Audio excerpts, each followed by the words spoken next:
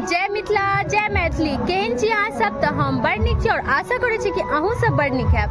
तो आइ अछि कोजगरा, तो कोजगरा के अहाँ सबके बहुत बहुत शुभकामना। और हमर पाछा में देख लियो पूर्णिमा के चांद, ई कोजगरा रात के चांद है, चांद उगि गेलैथ है। और हमर घर के बगल में कोजगरो आए, देख लियो एकदम डेकोरेशन भेल छै, सजावट भ गेल छै घर के। हमर घर के बगल में कोजगरा सेहो आए और हम हुनकर घर में जाकर कोजगरा के बाहर के वीडियो केलहुँ है, तो ओहो हम अहाँ सबके देखाएब। अहाँ सब देख सकै छियै एहि अंगना में कोजगरा आए और जिनकर कोजगरा छै ओ SBI में मैनेजर छथिन।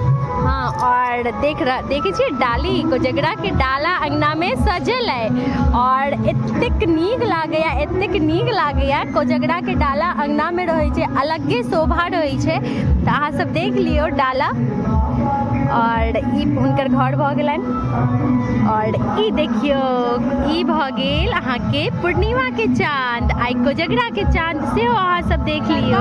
कोजगरा हिनके छै और कोजगरा वाला दलान के शोभा किछ एहि तरहक रहैया, देखियो